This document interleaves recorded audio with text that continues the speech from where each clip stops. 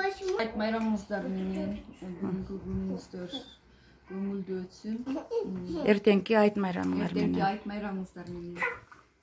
Бүгүн ушу кичине жыт чыгарып, аш кылып, жан кудайга деп да, Май токоч кылыпсыңар, Бисмилла деп, ошондор.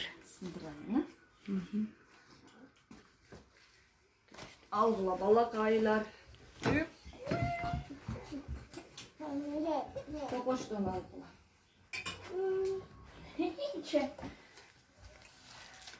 Şuna gel kalsın benim ha. Bana. Gel odansın ettiniz onu. Анан андан май токочтон алайлы, бисмилла деп. Ушул күндөргө жеткизген Кудайга шүгүр.